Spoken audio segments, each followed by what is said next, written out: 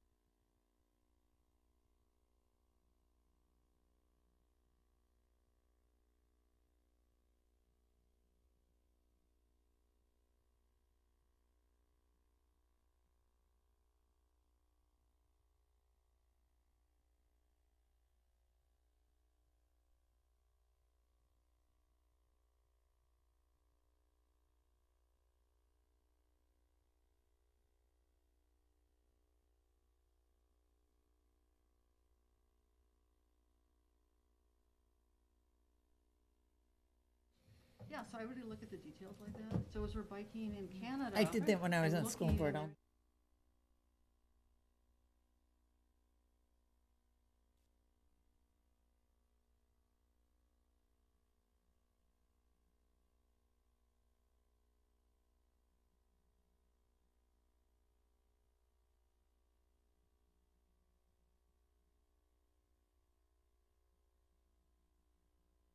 It's the same species and they're just morphologically different.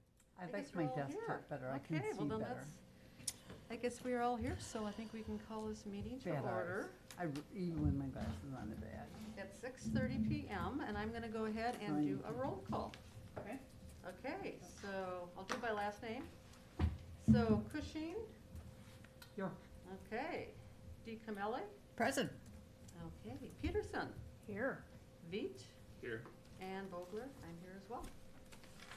So excellent. Now we'll go on to the approval of the previous meeting minutes. Make sure you're talking to the microphone. Oh, yeah. Okay, let's get this going, because we're taping. Okay, good deal. So approval of previous meeting minutes dated August 3rd, 2022. Move approval. Thank you. Second? I'll second. Okay, discussion. Okay, see no discussion. All in favor, say aye. Aye. Aye. Nay? Aye. Okay. I'm sorry, my mouth was full. Okay, so it's all unanimous. Now we have a public transit and active transportation options and resources presentation by Ben Lyman, Greater Madison MPO, Metropolitan Planning Organization. And Ben, thank you so much for doing this. We really appreciate it. People should know that Ben actually customized his presentation for us. So he created this for our needs. And also I want to thank our wonderful Dan in the back here who's doing the taping of the presentation. So we can go back and look at it as we want to. So Ben, please go ahead. Excellent, thank you very much. I'm just gonna scroll through and now see if I can resize a little bit because it's just a little too big to fit on the screen here. And Ben, would you want to explain how you want to handle the presentations so Yeah, people know? yeah, absolutely. Thanks. So it's sort of going to break into little chunks. I'm going to give you a little brief, like, what the heck is an MPO? Why is this guy here? Why does he even care? Why should we care? And then I'm going to go into sort of the wider range, talking about transportation options that may be applicable or useful or helpful in Oregon. And please forgive me if I mispronounce Oregon. I've been practicing. I'm from the Pacific Northwest, so it's a really hard lesson. I'm with you, brother. I moved here from Eugene. So after each little sort of section, I'll just see if there are any questions so that we don't get lost and you're not thinking about a bike thing and I'm off talking about transit and then you forget about it. And then we can also just manage the time a little bit better. I want to be efficient and get through. As I was saying to Ray earlier, this is going to be a lot of information. You will probably feel a little overwhelmed and you'll want some time to digest it, but the presentation's in your packet. I believe the PDF is hopefully printed so you can also see the notes on the side. If you do that, that view, but I won't have it up for this. And if you have any questions, you can always reach out to me. I think you've got my business card now. And I'm happy to come back for another conversation, or we can do like a short Zoom if that works. If you just want to talk to me for half an hour about something, I'm happy to do that as well. So with that, I'm gonna, oh, we're not gonna do the page down thing, are we? There's not, no, all right, here we go. All right, so about the MPO, the Greater Madison MPO, if you're not familiar with us, we're the designated metropolitan planning organization for the Madison area, the Madison urban area. We lead the collaborative regional transportation planning process with the adopted mission and vision that, did I skip a slide? There we go. There we go. I guess all right. So I'm gonna go back to our governance structure. So big thing is that we approve the use of federal funding in the Madison urban area. So if anybody wants to spend federal funding, our MPO policy board has to approve that. And that way we don't end up having one road that gets to one border and it's offset by a mile on the other side of the border because two communities couldn't agree on where it ought to go. These are regionally significant projects that need to work on a regional level. And so our governance structure is shown here, where on our policy board, we've got 5 members who are designated or representatives of the city of Madison. There's one who represents Metro Transit. There's one who's elected by the Dane County Towns Association. Other suburban communities get 3 seats. Dane County gets 3, and then Wisconsin DOT gets 1. And that's by agreement of all of the parties in all the communities in the area, and then signed into effect by the governor and agreed to by the FTA. So it's pretty set in stone. And all right, so mission and vision and our planning boundary, and you can see Oregon's kind of on the outside here. Especially with the new census, you're probably not going to be in the urban area anymore because the undeveloped area between Oregon and Fitchburg is large enough, and they've changed the definition. But it's very likely that we'll keep the same planning area because you are functionally part of the same region. And so, yeah, and then beyond that border, we do a lot of work countywide. We'll get to some of that a little bit later. And the agenda item after this presentation about the Dane County Transportation Call Center, we work really closely with. I'm actually on the Specialized Transportation Commission that oversees that operation. And we fund some projects countywide, and we do the Dane County Bicycle Map, which is countywide. But this is our main planning area and where we oversee the expenditure of federal money. Primary responsibilities, so we bring communities together. We develop our long-range plan, working with different communities. We collect data and support special plans and studies done by other communities. Again, we have to approve federal funding for projects. And then we manage the round-trip Greater Madison website, which I'll get to towards the end of the presentation. It's part of our travel demand management efforts to try and reduce the use of single-occupant vehicles. And what we don't do is actually design, construct, maintain anything. We don't do traffic control or do enforcement. We don't operate Metro, although I work very closely with them. And we don't do land use planning. Although our partner agency, the Capital Area Regional Planning Commission, which we're co-located with, they do the land use and environmental side, and we base our regional transportation plan on their regional development framework. So we're using the same assumptions about growth and land use and population and jobs. We're not just making up totally different things. All right, so on that, the land use transportation connection, I like to say that transportation is only required to connect land uses. You know, if your house is on one side of the county and your job's on the other, your transportation choices are going to mean that you're going to have to do something that's fairly fast to get there. If, on the other hand, you live in the same building that you work in, then you can use the stairs or the elevator. And I've had coworkers like that in the past. And you know, so your transportation options are very different based on that proximity, which comes down to the density and the diversity of uses in an area. And so on that note, from the Oregon Housing Affordability Report from 2021, noted that any household above 30% of their budget to be spent on housing is considered cost burdened. In Oregon, 23% of households are housing cost burdened, and 13% spend greater than 50% of their total income on housing. So they're extremely cost burdened, which means that nearly a quarter of all households in Oregon are living financially unsustainably within the community. And as Elise noted in the report, Oregon's doing a lot to try and have more housing development. And haven't said no to housing development. But another big part of it is that you don't have a big job base. And so people are then further burdened because they have to spend more money and more time to go further to get to jobs. So there's the big picture, land use transportation connection.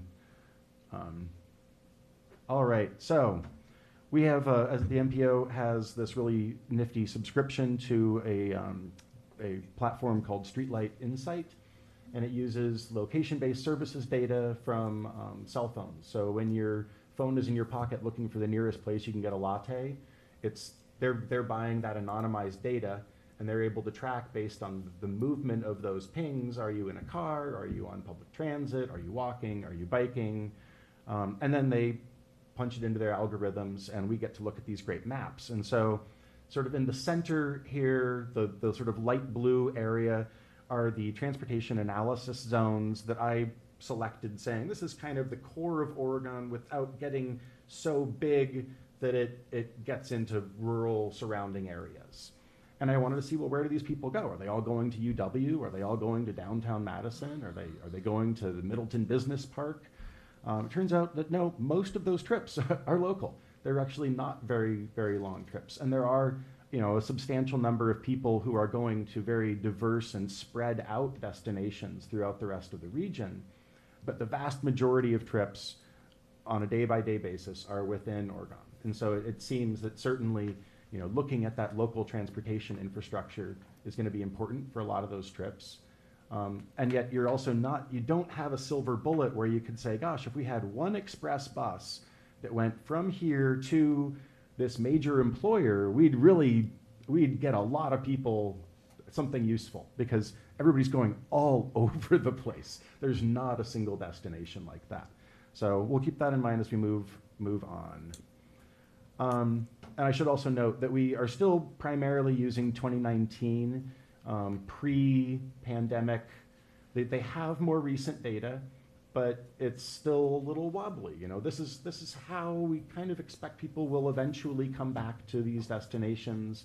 With teleworking and stuff, maybe it will be less, but generally transportation planners are leery of using pandemic data to plan for what's going to happen 20 years in the future at this point. Can you just walk me through this figure a little bit, in a Yeah. little bit more detail? The very tallest peak, the very tallest Yep. rectangle form there, what does that, what, So those what, I understand what it represents. Okay. I understand how you got it. I just don't understand where that is. Okay, my understanding, and I'm not very familiar with the area, but that is, I believe, where the high school is. Yes, because that would be the biggest producer of trips, because the high school is the Okay. biggest Got employer it. in Oregon by See far. it, see it. Good question, yeah. got you. It's a map of Oregon. Yep, and then it's Yes, it's tilted because- back so that you can Thank kind you. of see it, and that's something else. This is an online platform, and so if at some future time you want to, get on, and I can run these analyses. It took, I don't know, a minute and a half to process this data, and so I can do a lot of analyses like this on the fly, show you the data, or if you have questions, I can set them up, and I have a Zoom call with city engineer or somebody, and we can go from there. I feel the need to explain my confusion. There are labels on top of those figures. I understand. And I was trying to understand why so many people were going to Marshall. Right. Okay. Right. So- No, those are the labels that are laid on the flat, laid down map, Right. and then the pillars are Because coming out out of of that the blue same area. That's it is kind of confusing. It's- I actually liked their old visualization better, but they got rid of it. So you can't stop progress. So basically, people are going, They're going to the high school, they're probably going to the elementary schools, they're going perhaps to the shopping center. Yeah. That feels correct. Mhm, So are you able to really super narrow it down? So like, this many people go to the grocery store? No, or so something like for, that? for purposes of anonymity, Streetlight treats the non-anonymized data very strictly. They have a clean room, they only have a few employees who are allowed in there. They take care of anonymizing the data so that you can't figure out where somebody who works here lives and where they shop and where they go to the daycare. So any geography smaller than 1 square kilometer or with less than 1,000 people in population, it won't return a number for. Okay. So I can't do a city block unless it's a really, downtown Madison city block and there's 1,000 students living there. Now it'll let me do that.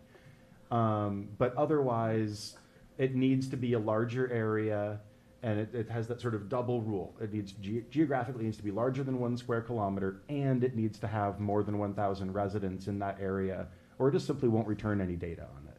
Okay. You also got to figure the accuracy is all based on a larger number, so the more smaller you get, because they're not pulling, not everyone has their stuff Right. turned on, so like they only really get 20% data, and then they extrapolate it out. So if you get a really Yep. small area, Yep. you don't get just the accuracy is so far off. That was my next question. Thank you. Yeah. And since we're Yeah. going down that, and I don't want to get too far in the weeds because we have other things, but because this comes up a lot, people are quite often concerned about equity. And like, well, what about low-income people who don't have smartphones? Well, it turns out that the market saturation of smartphones into lower-income communities is much higher than you might expect. It actually is. Because a lot of those households don't have a home computer, Right, and what they do have is their cell phone. right. And so there've been some white papers done on that accuracy, and they have incredible market penetration and really much better reliability than almost any other survey method that is out there at this point. So, Thank you. Thank Yeah. you. all right, so now with all of that groundwork, transportation options for the Village of Oregon. So, oh, that's just not scrolling smoothly. So I want to talk, I'm going to use a little jargon, talk about some transportation modes or mode split. So the mode split or percentage of trips made by various transportation modes heavily skews to private automobiles, as we know. However, planning for automobile use is the norm, while planning for the modes that are shown on this slide is much less ingrained in American planning and urban design. This presentation is going to focus on these modes. So we've got fixed route transit, which has scheduled stops. It could be peak only, could be all day, could be within a community or between communities. If Oregon was going to start to do something like that, you would likely operate under contract either to Metro as their other community service providers, so all the other communities that have signed on with them for service do. Or you could do something like what Monona has done and hire First Student to run a shuttle or something like that, if that was what you wanted to do. With fixed route transit, you of course need to have ADA compliant stops, wheelchair accessible pads and routes to them.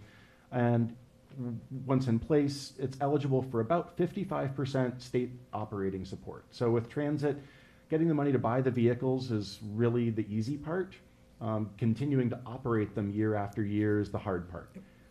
And so Oregon would be eligible for approximately 55% state operating support of that. There's also demand responsive transit, which is more door-to-door, set service hours within a single community generally. Could be a shared ride taxi, such as what Sun Prairie or Stoughton has. Could be a deviated route, which is what Monona Lyft does. So they have a route, but if you're a few blocks off of that, you can call and they'll deviate from one of their normal route and they'll pick you up if you're unable to get to that bus stop. Again, likely operated under contract unless you really wanted to take on starting your own service. And again, Monona contracts with First Student and also eligible for that 55% state operating support. And finally, bicycle and pedestrian accommodations. They're available 24/7, which is great. Anybody can use that infrastructure. Generally within communities, consists of sidewalks, curb cuts, and et cetera, meeting the Americans with Disabilities Act requirements. And this is when I pitch, have you completed your local transition plan that you were required to complete in 1996? Most communities haven't. The MPO is here to help if you're interested. It also can help with active transportation, healthy communities, safe routes to schools, and then the capital costs are generally eligible for county and federal funding. And we'll get into some of that a little bit more. Can we did I complete that, ask a but- quick question? Yeah. Demand response transit would not have fixed stops? Or The way does that it? they've generally done is, imagine, you know your community better than I, but we'll get to a couple loops that I've drawn that, be conceptual. So you could have this like conceptual route. Actually, let's just wait and get to that, and, Okay. and we'll talk to it there, because then I can actually show you a map Yep, rather that's than fine. waving my finger in the air. So the various public transit options for Oregon would be commuter or express bus service connecting to Madison, presumably, employee van pools, either operated by another area employer. So I was just talking to a planner in Stoughton, so I'll use them. Stoughton Trailer is going to be building a new headquarters there, so lots of new jobs, and it's not that far away. And so maybe that's something where there's an opportunity if Oregon has a lot of residents who work in Stoughton, that maybe there's an opportunity to work with Stoughton Trailers to get an employee van pool so those folks can all ride together, just as an example. Again, demand response, deviated route service. I'm going to come back to all of these. These are just the top bullet points. Shared ride taxi service, again, like Stoughton or Sun Prairie. And then you can do like a company partnership with TNCs or Uber or Lyft, or a taxi company. So I'm going to go into all those a little bit more. The planned bus What rapid does- transit. What does TNC stand for? It's, I was going to say it out loud, and then I realized I couldn't remember, and then he had to ask me. Transportation Network Company. Okay, thank Yeah. you. Kind of a useless acronym. Basically, it's, non-employee, non-contractors driving their own cars with a single dispatch system. So, although it isn't coming to Oregon directly, it is important to recognize the planned bus rapid transit system, or BRT, through the Isthmus and Madison, and then connecting Sun Prairie, Middleton, Fitchburg, and North Madison as well. The operation of these routes is scheduled to begin in June of 2023, with the final improvements to the east-west corridor going live in 2024. So that's sort of an important backdrop. If you're trying to connect anywhere else in the region, if you can get people to that bus rapid transit, they're going to have a bus coming every 7 minutes or every 15 minutes. Makes it much easier for them to transfer and get wherever they're going really efficiently. Okay, so here are some potential express bus routes. I'm going to refer back to my notes on this one because one of these is not mine.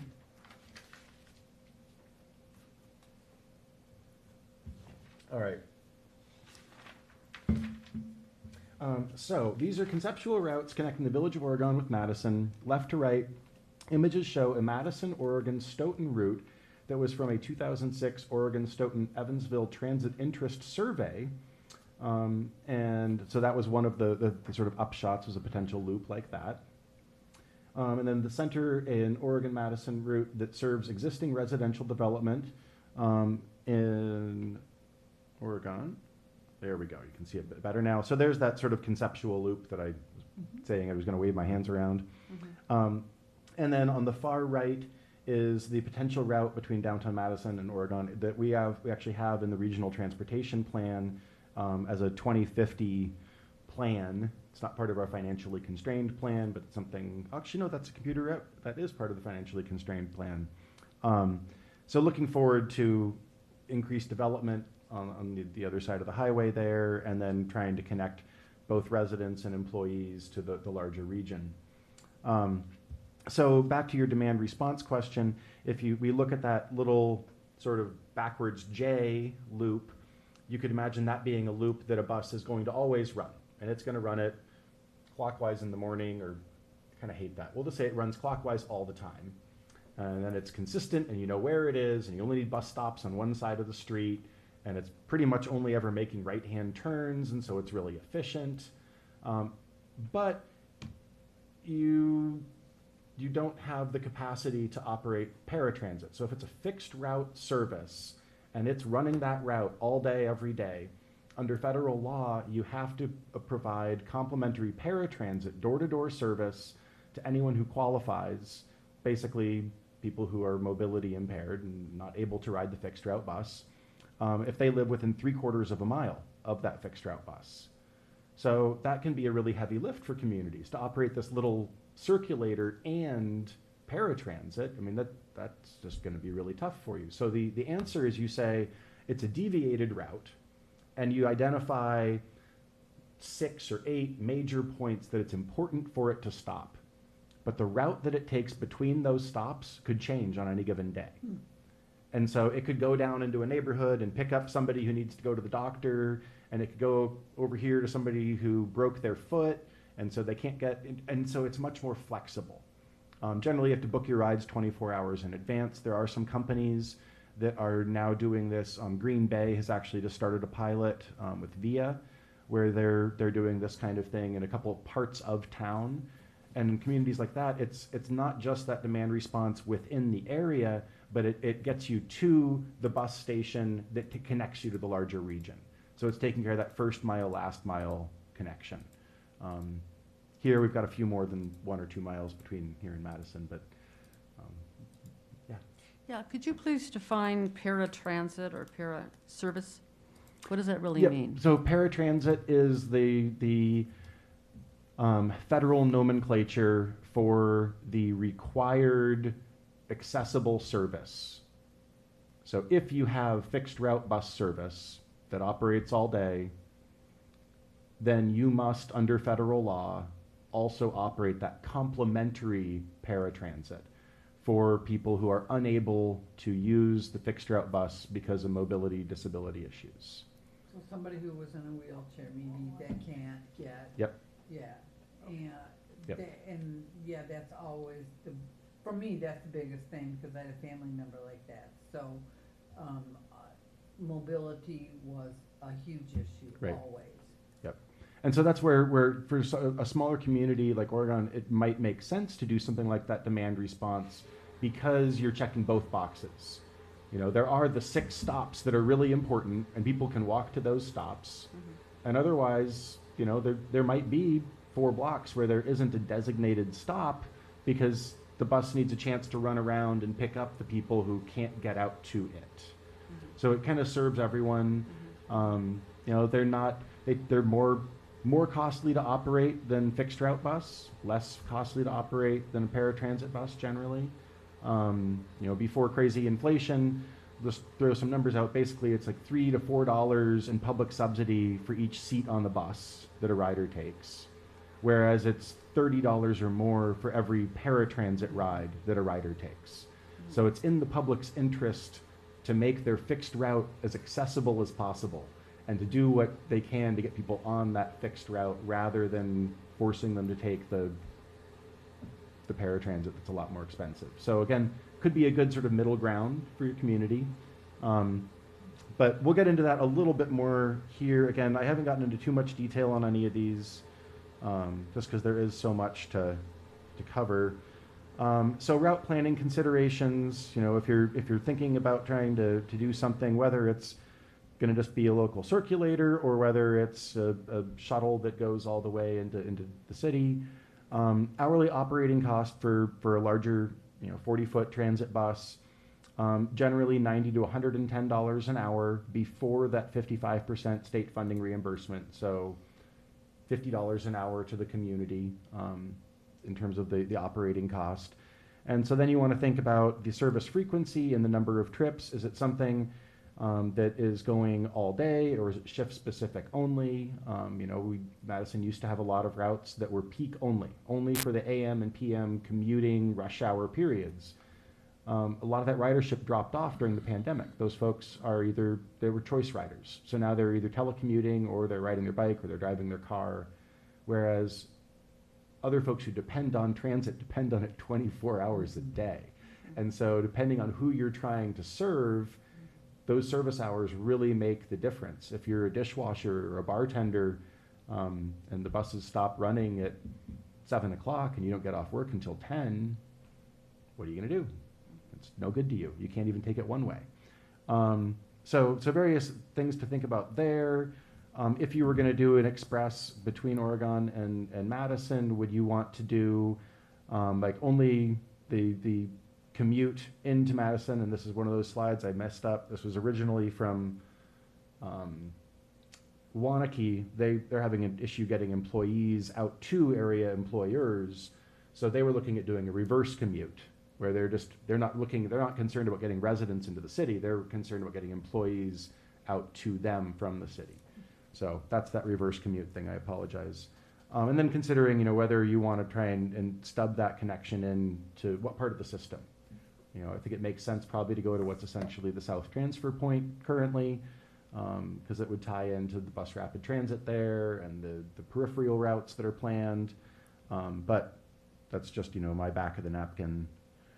And so as an example, Sun Prairie worked for years on getting fixed route service with Transportation Summit in 2016 and all these various meetings and things. And they finally went live in August of 2019, just in time for ridership to almost completely fall off. That said, ridership on a lot of routes, almost all routes now, is up in year over year in 22 from earlier in the pandemic. And there are some routes that are actually outperforming their 2019 ridership now. So Metro is making a comeback. It's happening. Employee van pools, another idea. Each rider pays a fare that's calculated to cover the administrative overhead, operating and capital costs, sometimes subsidized by employers. The van is generally driven by an employee who, in exchange for making sure that, when it says maintenance services, it's not like they have to wrench on the thing. They just have to make sure that it gets its maintenance done and turn in the reports and such. So they don't have to pay the fee for that because they're actually taking on the responsibility of driving. And right now, the biggest employee van pool around is the state van pool program, which only brings people to work in Madison. You don't have to be a state employee, but the driver has to be a state employee. Then there are other employee van pools. Commute with Enterprise has entered the area, and I'm not endorsing them, just as an example. They work with, they connect coworkers, put them together in a van pool. They work with employers to develop van pools for that employer or adjacent employers, maybe of two employers, at the same shifts or similar enough. And by pooling that program, they're able to make it pencil out and get enough riders to make it work. So here we get into the deviated route service or demand response service on the left. And in the presentation, all of these, there are a lot of hyperlinks. So you can go to that Denver RTD Flex Ride, and you can see the tiny little map there in the Denver area. All those little colored blurbs are parts of the city that independent Flex Ride zones operate in. And so you can't go, from one of those zones to another on the Flex Ride. It just gets you around in that little area, but then it also connects you to commuter rail or light rail or more regional bus lines that can take you other places. So again, it's closing that gap. And then on a little bit more reasonable scale for this community, Monona Lift, again, they operate the express during the rush hour periods, which does just a one-way loop around the lake, takes employees to downtown and university area. And then the rest of the time, they operate this blue loop, and the black dots are their fixed stops. And aside from that, the bus is not necessarily running on the road that the line is drawn on. It can deviate and go pick up people elsewhere.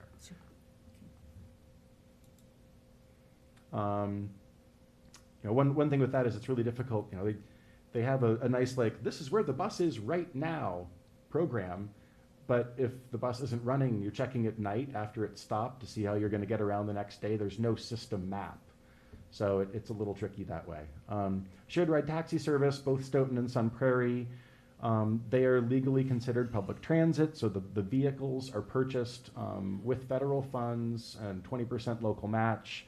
They're owned by the community, and then they're operated under contract. Both are currently under contract with Running Incorporated, who does, Running Incorporated is also Brown Cab, and they probably do 30 communities in Wisconsin. And common elements in systems like this, they have flat fares within the city or the village, within the limits. Fares increase outside the city or village limits, so you can see the Sun Prairie map there where the fares go up with each of those concentric rings. And then there may be special destinations outside the standard service area. So Sun Prairie Taxi has operated a shuttle to the Easttown Mall as an example of that. Of course, as everyone is experiencing, huge employee shortages. Sun Prairie Taxi just a little while ago announced that they weren't going to be doing any rides before 3 p.m. And so they're really scrambling right now to try and get people to doctors' offices because the taxis just, they don't have drivers. So it's been a big thing.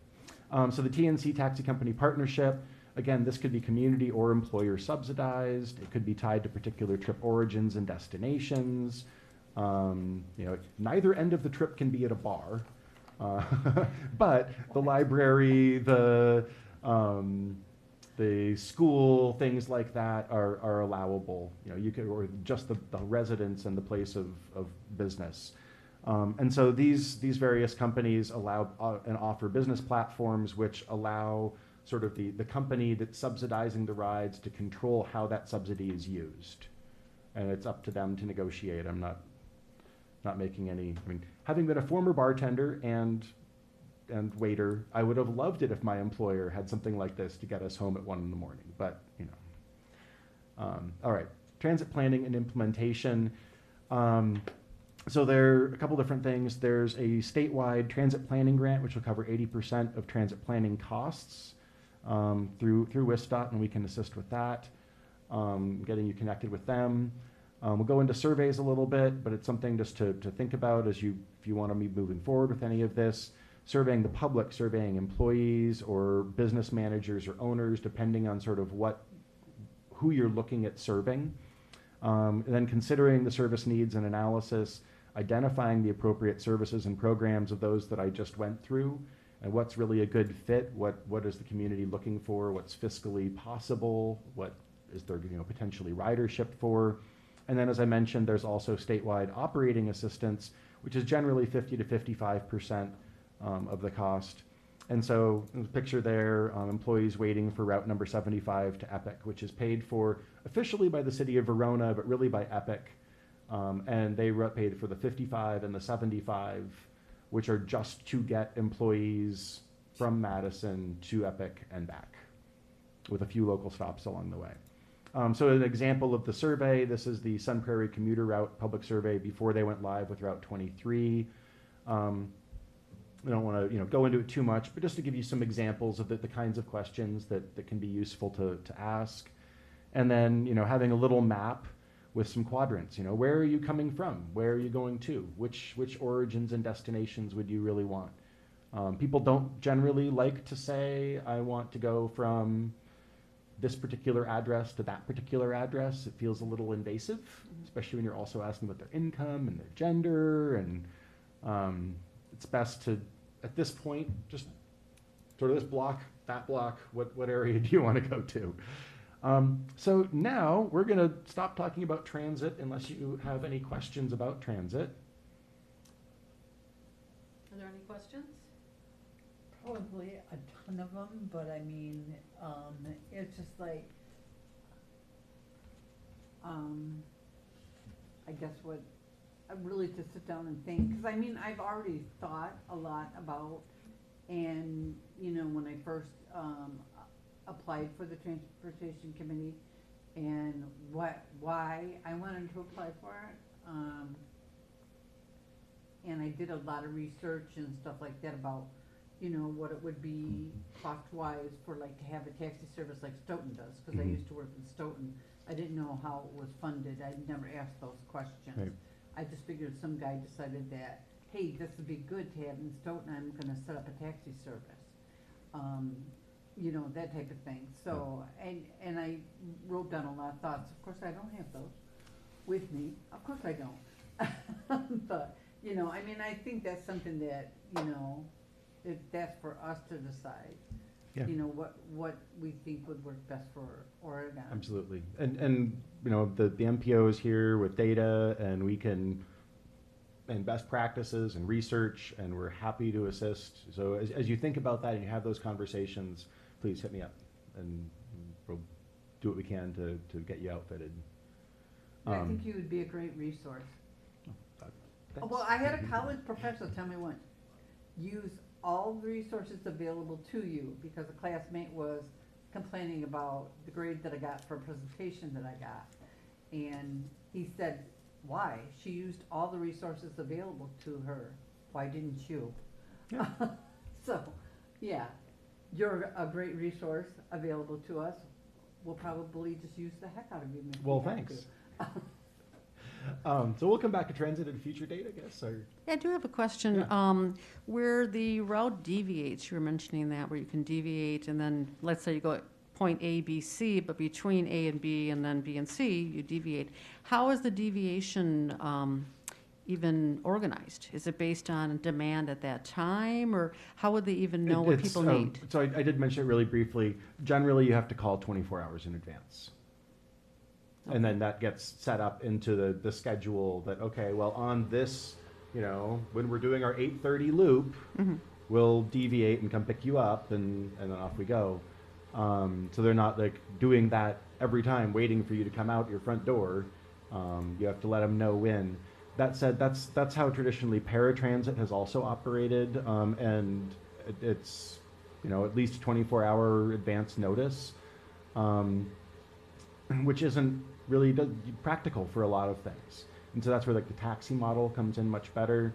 One of the nice things about artificial intelligence and the technology that's being developed and that is really helping with dispatch like this is the automatic routing software and dispatch software, so that for a larger operation, they can take those calls and in real time change the route, and the driver just says, oh, never mind, I'm not picking up person over here, I'm picking up someone over here, because the system saw that it was actually more efficient to take that vehicle there, and so it automates the whole thing. That's not something that, you know, I wouldn't think a community would want to try and start all on its own, but there are companies, as I mentioned, VIA is working with Green Bay, and that's what they do. VIA is owned by Ford, so that, you know, they've got some resources behind them. There are a lot of other companies that are like that, but they are the complete package, and they will pull in with the vehicles and the software and the materials, and it's essentially, I mean, it's as a plug and play as transit can be. That said, you know, they're a for-profit company, so. But, you know, we're, again, happy to work with you in evaluating options like that. One of the roles that the MPO has taken with Metro and its negotiations with Sun Prairie and other communities is just being an independent third party. You know, my email address does end at City of Madison. The City of Madison is our legal and fiduciary agent as the MPO, but we actually pay the City of Madison to support us. They do 20% match, but we give more back anyway. I don't work for the mayor, I don't work for the Common Council. We are an independent body, and so we do a lot of independent review of Metro and what they do to make sure that they are complying with federal law, with their public notice and their Title VI stuff. So I both work with them and also kind of maybe a conscience sitting over on the side. I don't really have, you know, that much power, but if I tell the FTA that I don't like what they're doing, that's going to be a problem. So, so yeah, if you want to get into those discussions, we're happy to be that independent third party for you to, you know, bring some expertise to the table and tell you if we think it's fair or if you should walk away. Oh, Amanda? Yeah, can I just, I wanted to let you guys all know, everybody here, just that the Village of Oregon Board has historically made it pretty clear that they do not want to be in the transportation business. Just letting you all know that, I like, figured they they would. would much rather contract with a company to provide those services, because they just don't have capacity right Right. now. They're maxed out. Candy couldn't do anymore. Right, exactly. She's doing plenty. So just wanted to put that out there before your wheels get going with ideas and things like that. That's probably where we're gonna lean, unless we get a grant and it's all paid for and they can hire people. I mean, I'm not gonna say never. I'm just gonna say they're more likely to want to contract than to have it be a village-run enterprise. Okay. So we're clear. It would be expensive for them to take it.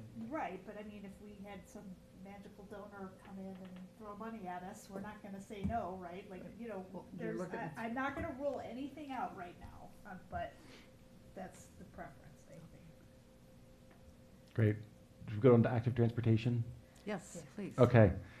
So walking and bicycling, and I'm just going to go over a couple things here. Just to be perfectly clear, for purposes of transportation planning, walking includes the use of wheelchairs and adaptive devices that are appropriate for the use on sidewalks. Bicycling includes the use of devices that travel at higher speeds and are not appropriate for use on sidewalks, but are also generally not appropriate for use in faster or higher volume traffic. So I don't mean to exclude people in wheelchairs or people who like their little Scooty Puffs or weird step devices. They're all included in this. I'm just going to the two main terms of walking and biking. And I'll note to start off that every single trip begins and ends as a pedestrian. You walk to your car. You walk to the bus stop. You probably even walk to where your bike is locked up.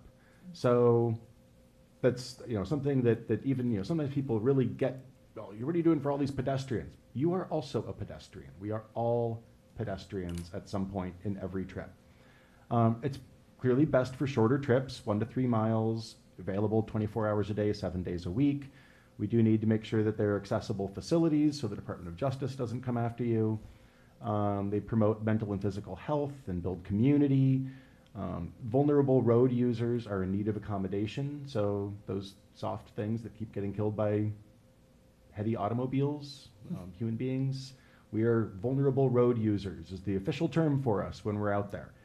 And there are dedicated federal and county funding sources for building these facilities. And a little lighthearted photo there about, you don't usually see things like that when you're driving, you know, like commence silly driving, have fun. But, you know, really you can meet your neighbors when you're out for a walk. Probably not while you're driving down the highway next to them. Bicycle network and traffic stress. So we're going to go into that first. We use a methodology to determine level of traffic stress, or LTS. And I'm going to skip to the bottom down here where the image at the bottom left, we have that strong and fearless, typically young male bicyclist out in traffic. That's Fish Hatchery Road during construction, and he's just out there owning it. And then, you know, there's a third of people who say, no way, no how. And that's fine. I'm not going to try and make you get on a bike. That's great. Maybe you should try an e-bike anyway. They're really cool. But still, you know, it can respect that some people just aren't into that. So it's that interested but concerned 60% of the American population that we're really trying to win over to active transportation by providing better facilities. And so you see on a winter day in Madison on the Capital City Path, you've got people rollerblading, you've got people with big cargo bikes, you've got kids on little bikes, and there's snow on the ground, but everybody's out because it's maintained and it's fun and it's a nice low traffic stress experience. And so what we do is we try and prioritize the construction of that low traffic stress network of LTS 1 and 2. So here we have the bicycle network in the Village of Oregon and around it from the LTS Route Finder, which is a product that the MPO has on the web. So you can type in your origin, you know, where you are and where you want to go and what you're comfortable with for a level of traffic stress. And it'll find you a way, if possible, with the lowest stress possible to avoid those busy roads, terrible intersections. It can be difficult because if there's a high stress intersection that can break the route, where maybe you just get off your bike and walk across as a pedestrian, it wouldn't really be that bad, but it's still higher stress. So in any case, the red are higher stress, the green are lower stress. So clearly, right in town, a lot of your local streets are great, but there are some what we would call gaps or missing links. And so the image on the right is just a screenshot from my GIS at my workstation, where I've got the existing off-street facilities shown in the darker green, and the missing links that connect those in pink. And sure enough, if you look over at the low stress route finder, those pink lines are all LTS3 moderate stress currently. And so, closing those gaps can really improve the whole network in the community. Pedestrian network. Similar to the low traffic stress network, we've built a pedestrian network for all of, both of those are for all of Dane County. And we have, we thought every single sidewalk and curb cut in the county mapped, and we have an intern who's been working on it and finding some holes where we missed neighborhoods, or maybe they were developed since we did it initially, but it's going to be a never-ending process. So depending on what Zoom level you're at, you can see different facilities. Here you can see sidewalks and crosswalks, connecting paths, other public paths, and then bike off-street facilities, sort of the dotted green lines.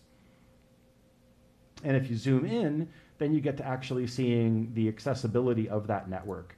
And so these dots are showing where there are curb cuts or no curb cut but accessible. So generally you're using a private driveway to get from the sidewalk out onto the road.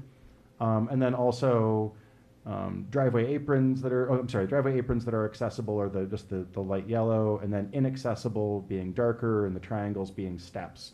So it's a really easy tool for you to be able to look at your community or a neighborhood in your community and say, wow, they want to build senior housing here, but there's 4 intersections in a row that have inaccessible curb cuts. Those people are going to be trapped unless we fix those. So really good tool for looking at how people are able to use the great sidewalk network you already have, because these are barriers that then force people in wheelchairs or kids on tricycles to be out in the road. Oh, I keep forgetting I have a mouse and I don't have to rely on the trackpad. Okay. So, the Pedestrian Bicycle Facilities Policies and Street Standards Report started as a 3-page table. It was one of the first things I was assigned to update when I started with the MPO, and it turned into, I think, a 100-page document with 20-page addendum, and it continues to grow. And so a couple examples of what are in there. I went through and looked at every city and village in our planning area and some towns to look at what their requirements were when new development happens. What, for example, is the block length, the maximum or minimum block length that you allow? And so each community's code requirement generally from their subdivision ordinance is listed there. And then I also included the recommendations from national sources. So at the bottom here, the Institute of Transportation Engineers, ITE, says mid-block crossings should be considered on any block longer than 400 feet and even a shorter distance in more intensive urban areas. And the reason for that, you can see this little graphic, which is from the Wasatch Front Regional Council in Utah. So on these two neighborhoods, the house in the middle and the school in the corner are the same distance, but one town is all built up with dead worms and cul-de-sacs and these roads that don't go anywhere, and you have to get out of your neighborhood onto a collector or an arterial street, and then you go around on the main street, and then you get off again at your destination. Whereas where you have that gridded street network, there's a lot of different routes, and even if you make a lot of turns, you're going a much shorter distance, which makes that walking and biking so much more practical. And of course, block length is a big part of that. If you have huge blocks, then there's nowhere to get through. So we come back here, and sadly, residential blocks in the Village of Oregon should generally be 600 to 1,500 feet long. That's a really long block. Luckily, all communities in the area may, some just do, but some may require mid-block pedestrian paths for blocks longer than 900 feet or 800 feet in Fitchburg. So that's something I'd always recommend your planning staff to pay attention to and always use that. If it's longer than 900 feet, make them put in a pedestrian path. Relationship between street width and vehicle speeds. Using streetlight data, was able to look at the number of the speeds on various road segments and the percent of vehicles that are speeding on those roads. Look at the number of lanes, whether they have a bike lane, and sure enough, there's a correlation. The wider the road, the faster the vehicles go, the more likely they are to speed. Doesn't matter what speed limit sign you put up. Doesn't matter, all other things being equal. Wider road means vehicles go faster. There's less friction as they're driving down the road. And of course, the consequences of that, as are shown in the Vision Zero image at the top right, if you're hit by a vehicle at 20 miles an hour, 9 out of 10 pedestrians will survive. If you're hit by a vehicle going 30 miles an hour, only 5 out of 10 will survive. That's a huge difference. And the number of residential streets that we have 25 to 30 mile an hour speed limits on, half the people who get hit are going to die. And at 40 miles an hour, 1 out of 10 will survive. So really, like, it's abysmal how quickly that speed makes an impact.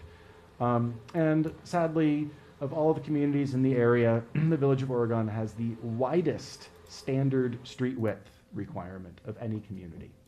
So that's something to talk to your planners about, maybe, or your public works folks about. Curb radii, crossing distance, vehicle speeds. Amanda had a question. Yeah, Yeah, so being a former truck driver, yeah. I'm used to driving big vehicles, and it was always a pain when everything was so narrow. I mean, if you're driving a moving truck, people live in all kinds of crazy places, and they hire a moving truck. You can't get them in someplace. So I'm wondering, I'm looking at these street widths, and I'm thinking, so a semi is 8 feet wide, a typical lane is 10. Where are these bigger numbers coming from?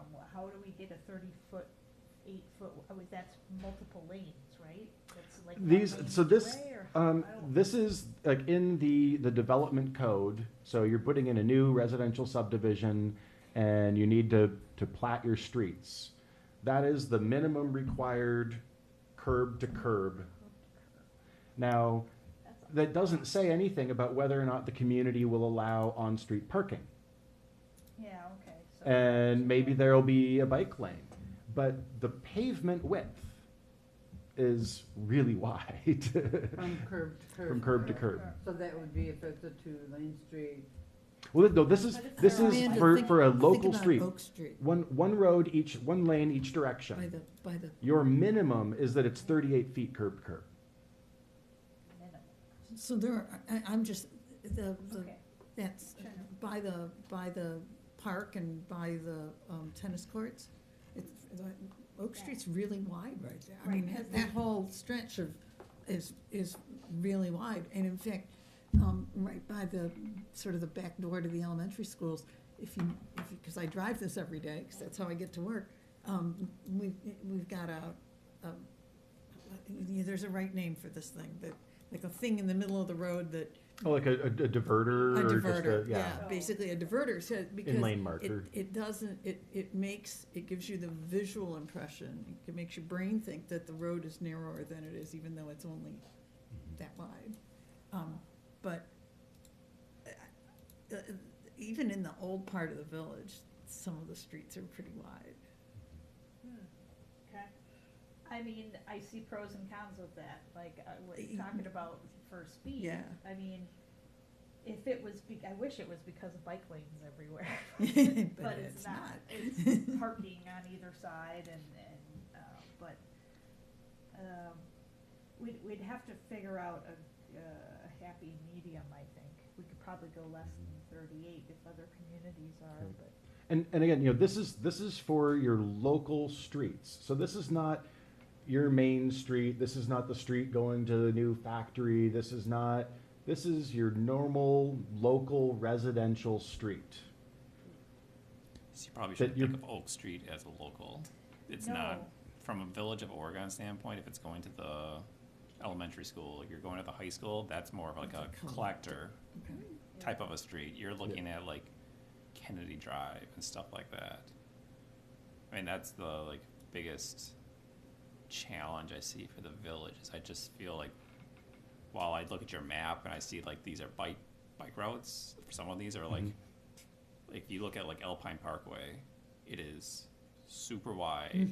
and there's no traffic and you feel like there's 2 lanes and people speed and like, why are we building such wide roads through this village Yep. when, just like you're saying, narrower? Well, I'm not saying like we're going down to, there's a subdivision in Middleton where it's like all the roads are super narrow. I'm not saying going down to that, but there's Right. gotta be a balance that we've gotta consider going for the future, cause building 38-foot roads is not, You think that down by Alpine Parkway where the new library's gonna go is too wide?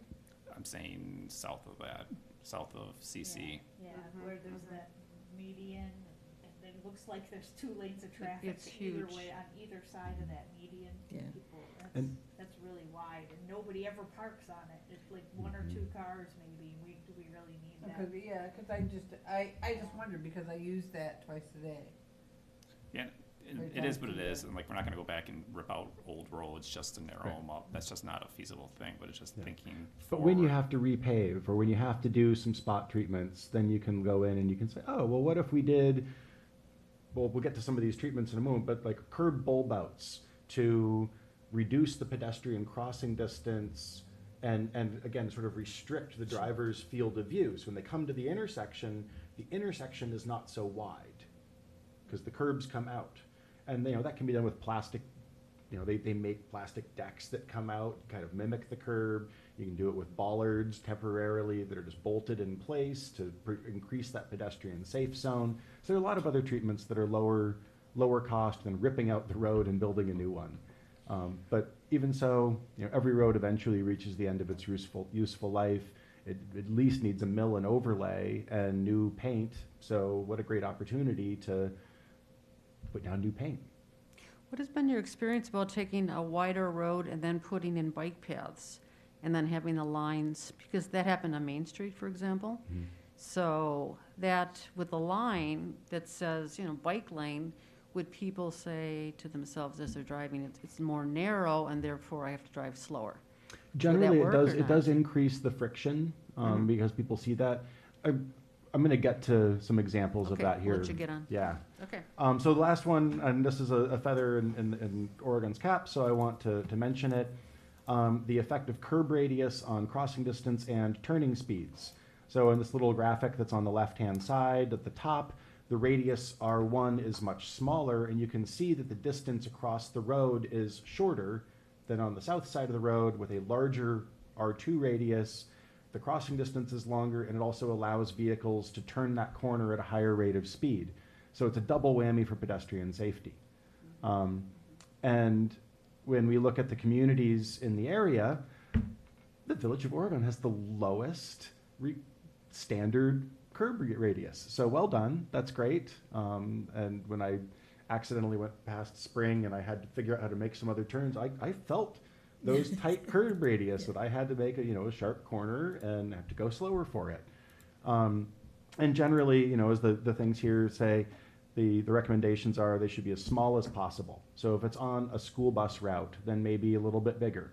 But ultimately, something like garbage truck that comes through once a week, it's just going to slow, wait for that wait for the other vehicle to get out of the way, and then it can make the turn, and it'll be fine. National Association of City Transportation Officials says it shouldn't exceed 15. So Oregon's the only community in the area with a standard that meets that. Well done. So I'm going to just really quickly go through the round. Oh, I guess I need to go back. I was writing 2 presentations at the same time. And so when you asked me a question about some of the other treatments, I was thinking, oh yeah, it's later in this slide or later in this presentation. It's not. The various pedestrian treatments that we kind of talked about and the various bike lane things, there's a slide later. I will be doing a webinar on September 16th. It's a Thursday. It's about complete streets. It's part of the standing series that the MPO and CARPC do on various topics, and it was one that was requested by past participants. So I'm going to be talking about complete streets, and there's a lot of crossover with that concept. And we can get into that again with a little bit more time, but we've been here for a bit. Thank you for your patience. I want to talk about travel demand management really quickly. I don't know that it's really going to apply terribly to Oregon, but I just want to mention it. It's one of the programs that we work on is this round trip website that I mentioned earlier. One of my coworkers, Zia, runs that program. The rest of us are all transportation planners, and she's a commute options program manager or something like that. And so she works with employers and larger residential areas and other communities in trying to develop some of these programs that we've talked about in terms of like van pools, but also just to help folks understand the impacts of location and siting and shifts on transportation, what they can do to reduce the transportation burden on their employees and constituents. And as it says here, it focuses on information, encouragement, and incentives. Why do we care about this? Well, in Madison, only 61% of people drove to work in 2017. Countywide, it's up to 71%. Again, because there's further distances, not as many places connected by transit, and so of course more people are going to be driving. But it also shows that with that land use transportation connection and with good facilities, we can boost the number of people who ride the bus up to 10%. Madison is, I think, now up to, this is 2017 data. I think Zia is using old data here. I think they have it from 2019. I think we're up to 5% people commuting by bike, 10% commuting by walking. And so, by having that infrastructure and those programs in place, we can change travel behaviors. And we can make an impact in terms of how much people are spending on transportation and what the environmental impact is, and how much asphalt it takes to store and move vehicles. I love the graphic on the right. So you've got the capacity of a bus sitting on chairs in the road. You can see how much space they take up. And then next to them, on the other side of the road, we've now got the same number of people all on bikes. So it takes a bit more space, and you probably don't want to ride that close together for very long unless you're a really good and confident bicyclist. But a little bit more space than on the bus. And then same number of people, one in each car, and you can't even see the end of the row of cars. And this is what we're dedicating our beautiful farmland to, is parking lots and roads. We can do better. So there are some activities that they do, such as assisting commuters, employers, and local governments. We administer the Round Trip website, which does carpool matching and or bike buddy matching. So if you have a standard commute, but you don't have a car, or you do, but you're tired of driving alone, you can get yourself set up in that, and the system will match you with other folks with similar commute, and then you give them a call and see if they're still doing that, and if they want to take turns driving or whatever. Just helping to give the tools and the information so people aren't relying on single occupant vehicles. We also administer the Dane County Emergency Ride Home program. The county is kind enough to anyone who's registered in the Round Trip website as someone who does something other than driving the single occupant vehicle most of the time, which I think was 3 days, at least 3 days a week. They do something other than driving alone. They are eligible for the Emergency Ride Home program, which is through that website, so that if they're at work and there's a sick kid and they need to get home, they get a $75 cab credit on Union Cab that will take them from their home to get home and meet their kid. Or if they're commuting and the bike just blows up and flat tires and the chain breaks and they can't fix it, and they can call Union Cab, come pick them up, and they've got a $75 voucher to get them home. So it's supposed to take that concern so that you're willing to carpool, to ride the bus, to ride your bike, and feel confident that you can still take care of what needs to be done in case of an emergency. So, and that's offered, I think, 6 vouchers per year per person. So pretty awesome deal. And then other commuter assistance things. I'm gonna skip over some of this. I've already covered that. I guess, yeah, so other things that ZEO does work on with outreach and technical assistance, can help with doing, setting up surveys, and site assessments, commute strategy recommendations, making other connections, helping with marketing materials if you want to start some sort of, bike around the village program or something like that. We can assist with that. And that just about wraps it up. And then again, the upcoming CARPC MPO webinar on complete streets. Thursday, September 15th. That was a day off from noon to 1. And it's a Zoom thing. So you can have as many people attend as you want, and just a sort of a brown bag lunch. Should have some time for questions at the end, but I'm just going to be doing kind of a high-level review of what complete streets are, and again, the importance of the street network, features such as block size. You'll see some of the same slides, but a lot of other stuff as well. And then providing information and resources to assist communities in identifying and eliminating barriers. And then there are 2 or 3 pages of links to other resources at the end of that as well for further reading. So that's all that I have. There's contact information there, both for our planning manager, Bill Schaefer, myself, Ben Lyman, and then Zia Brukaya runs the rideshare. It used to be the rideshare at Center program. It's supposed to be the round trip program. I think I actually noticed that after I sent this to Candy and was not able to fix it in time. Well, any other questions? You did an excellent job. Thank you so much. You're And the welcome. fact that you customized it to our village and looked into all that information, we really, really appreciate it. Yeah. Thank you so much. I have Okay, go ahead. Yeah, just before you go, so our committee is looking at, next steps, like how do we begin this process? And you've given us a lot of information to think about, but, we need to survey the community, understand how people use, how they get around, right? And how, the important thing with transportation is how they don't get around. Right. Are there trips that they would want to make, but they are impractical or impossible?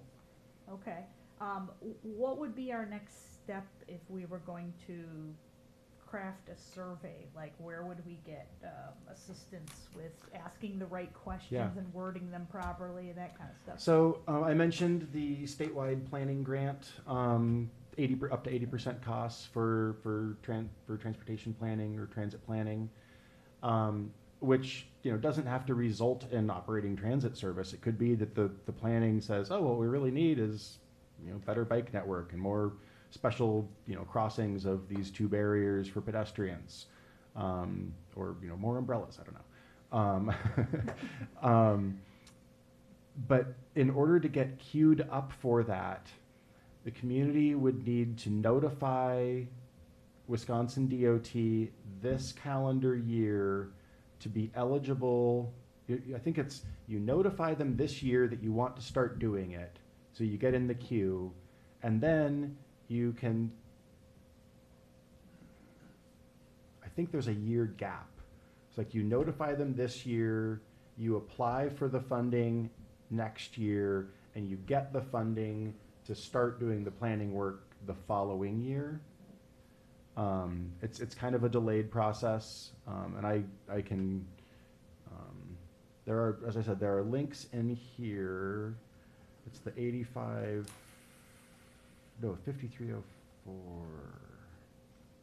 8520 is the operating.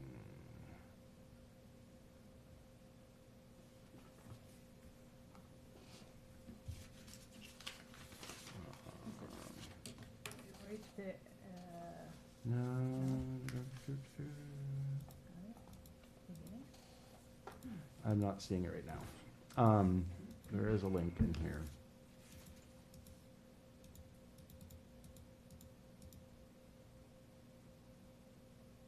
there we go. Section 5304, statewide transit planning grant.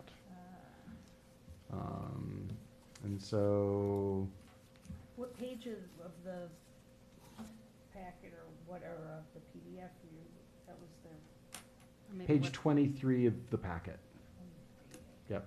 Thank you. Yeah, and they lay out the schedule right there. So they accept the grants at any time, reviews applications in order received. However, they only review it on a biannual basis. Issued on or about January 15th and July 15th. To receive consideration for a January 15th award, you have to apply by December 31st of the year before. Okay, so that's not that bad. It's the 8520, the operating, I think, that takes, there's like a year. So you like apply for that at the same time you start the planning. And you're basically saying, we want to start doing transit. And that gets you in the queue to get those funds. So we should do that now, this year. Yeah, certainly. You know, if you got in the queue now, then you'd be able to start, actually doing stuff next year. Okay, and they help with with those things you listed, surveying the public, surveying employees? No, so the transit planning grant, the last one that I pulled up, this 5304, Yeah. that would be something that would fund the survey work. Oh, okay. You could also just start, if you have capacity on staff, or if there's just a champion or yourselves who want to just take that on, but it does take, the printing and the tabulation and the analysis, so you probably want to hire somebody to do that. Sun Prairie has used the Survey Research Center at the University of Wisconsin Fall River, or is it River Fall? River Falls. River Falls. I'm about to get it backwards, so I'll swap it in my head. Now I got it backwards. So, yeah, they are pretty low cost and have helped. The University of Wisconsin TOPS Lab has helped with some of our stuff in the past. They've gotten really much more into heavy data crunching and less into the survey work, though. But they're a great resource as well. Okay. Would you have examples of surveys? I know you showed the one for Sun Sun Prairie, Prairie, but maybe there'd be others we could look at as examples yeah, when absolutely. crafting ours. Absolutely. And certainly, there are a lot of resources from national sources that go over kind of, what you do and don't want to include and how you want to do it. And I think personally, Sun Prairie has really fixated on having this statistically significant scientific survey. And they want to have the racial and gender makeup of respondents match the community so that they can better extrapolate what the community really wants. And the way that we have looked at it at the MPO, and they're welcome to do whatever they want, and we'll help them with it. But in something like a transit survey, it doesn't matter what everyone wants. It's like bicycling. 33% of the people will never be on a bicycle. So you don't care if they're like, bicycling is stupid. You want to talk to everybody else, the other 70%, 67% of people who might want to get on a bike or who might want to take transit. And so really reaching out and just trying to get everybody possible to give you an answer. And if they look at it and they say, I don't care, I just got my car, whatever, and they throw it away, doesn't matter what their race, gender, anything else is. Right. They're doing what they're doing. It's the people who respond to you and say, yes, I would love it if my child was able to do X, Y, and Z on a separated path, and I would then feel safe letting them be out by themselves more. Or I suffer from these mobility impairments, and if these things happened, then I could live a more fulfilling life. That's what you want to hear. And so I wouldn't worry about spending the money on this scientifically perfect survey. You just want to get people's responses. What do they want? What's going to work for them? And that makes it a little bit easier and certainly a lot less expensive. Yeah, very good. I agree. Any other questions? Okay, if not, we're going to go on to the next agenda item, and then Ben, you wanted to stay, maybe talk about I- that a little bit, or not? I'm happy to stay and answer any questions if you want, since Nathaniel isn't here. If you're tired of hearing me talk, I can go home too, it's fine. Well, we're not tired of hearing you talk. So why don't we move to the next agenda item? And basically, we had gotten some different articles from people on the committee, and we put those into the portal. So we have them in the packet, and therefore there is discussion on those if people would wish. So let's go to 5. Review and discuss presentation, Dane County Transportation Call Center. If there's anyone that wants to speak to that or has any questions, and I know Amanda, you're the one that put that forward. And that came from the senior center? What? Mhm. I put that forward? Yeah, you provided that to me, and then I just put that into the portal. Basically, Are it's you in. sure? Mhm. Okay, I have no recollection of that. I don't recall seeing this before, but it's okay. But we don't have to have comments on it either. It was in the packet for your information. Yeah. And so we have it noticed here if you have any questions or comments on that particular part. So are there any questions, comments?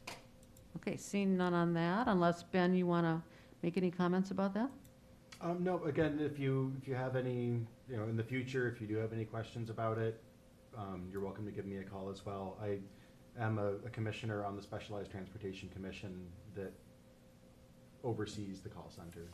Okay. And then in my MPO hat, one of the funding programs that I administer is the Section 5310 program, which funds the Transportation Call Center as well as purchasing vehicles for Stoughton and Sun Prairie shared ride taxi and other things throughout the county as well. So I know it from a couple different angles. Okay, great, thank you. Okay, so let's go on to B, why we can fix big city transit and why we need to. And I think that's something that Cynthia had provided. I don't know if you want to make any comments on that, or people have any questions? I'll comment on that one and the next one, if I may. Sure, please do. These are both from a website called governing.com, and when I find myself in a place where I don't know very much, I try to read pretty widely, and I really don't know very much about transportation. So when I see an interesting article, I just want to share it. So these are not meant to be solutions. They are simply meant to be provided as background, so that we can all learn and be thinking about one of them talks about big cities, and we're not a big city, but it's useful to see how other places approach transportation. That's the only reason I included them. And I really appreciate people doing that. I think it's helpful to share information, so thank you. Okay, Amanda. Fire away. Yeah, I just want to say on this, I appreciate it also, but I have already heard pushback from a few people, not many, less than a handful, right? But about people who think that hooking up to like Madison Metro or anything like that is going to bring crime. Mm-hmm. Because those people will come. So and it's horribly They will come in the racist bus to and- commit crime? Yeah, Yeah. it's bringing the riffraff, right, in their eyes. It's ridiculous, but I have heard that, so I just want all of us to be prepared to hear it and to push back against that. Those are very, it's a very racist way of looking at things and inappropriate, and I don't think the numbers back that up. It's not a thing. So but I'm letting you know, I've already started to hear it, so we need to be on it Okay, for public perception. Yep. okay. Okay, very good. Anything else on those 2 points? Okay, well then let's go to 5D.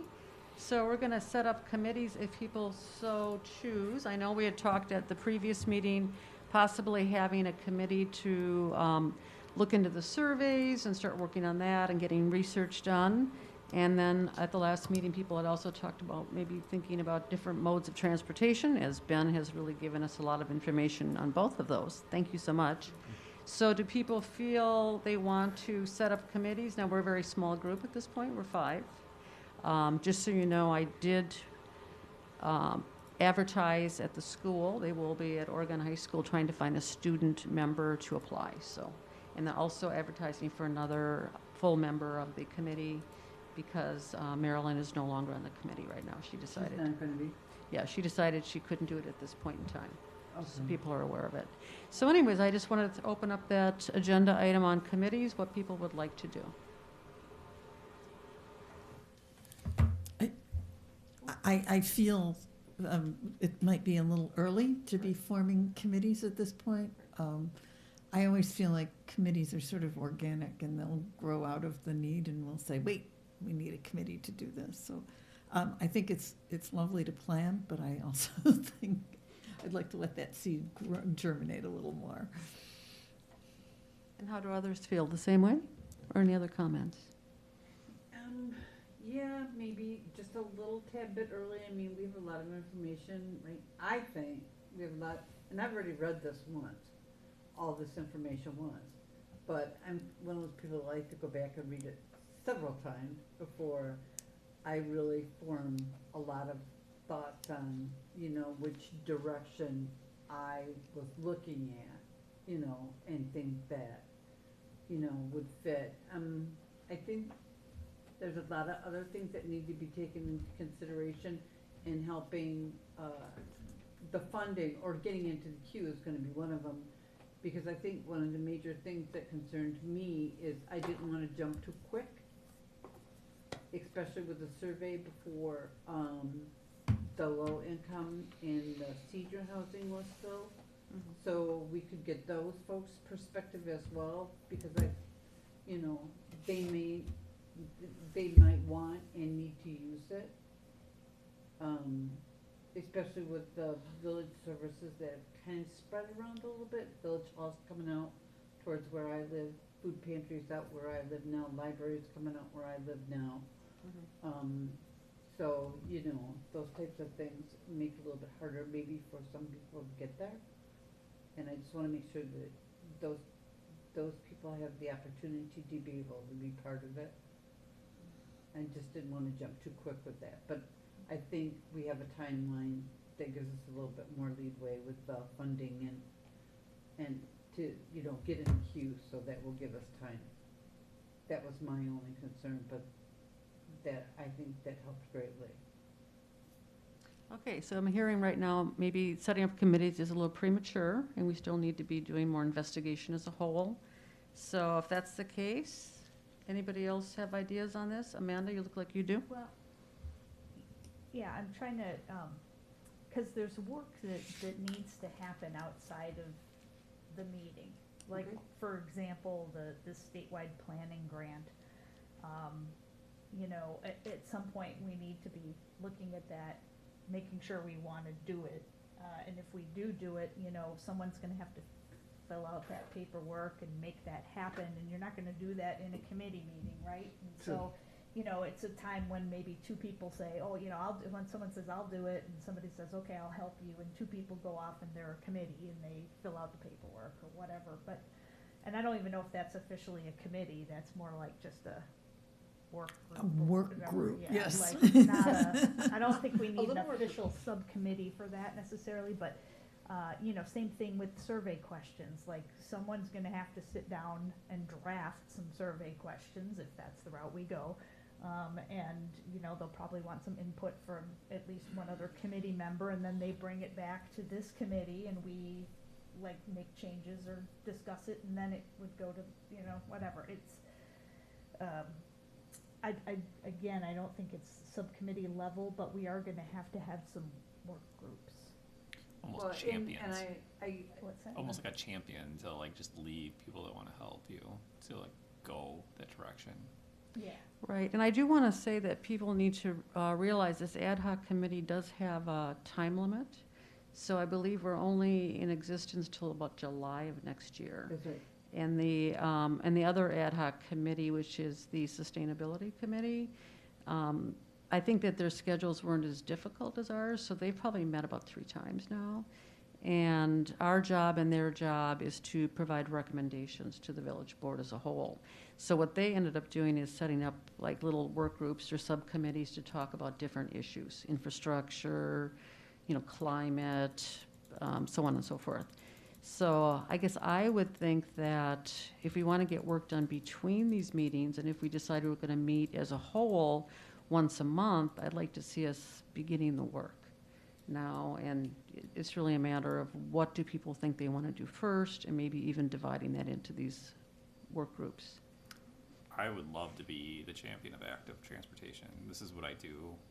I'm passionate about it. I see the challenges that the village is up against. I bike, I walk, but I see the limitations that stop me or stop my kids from being able to do that.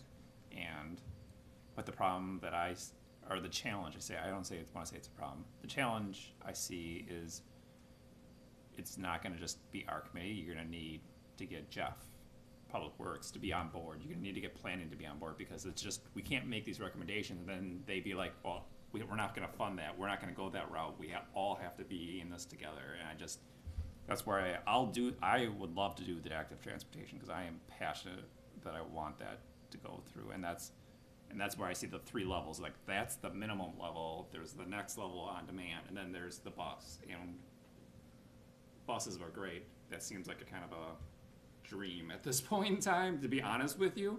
But can we do maybe on demand, or at least use the funds that Dane County has to do the active transportation throughout the village to make it more accessible for everyone? Mm-hmm.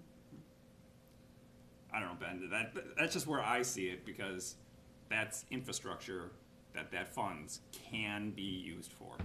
Right. And ultimately, if I may,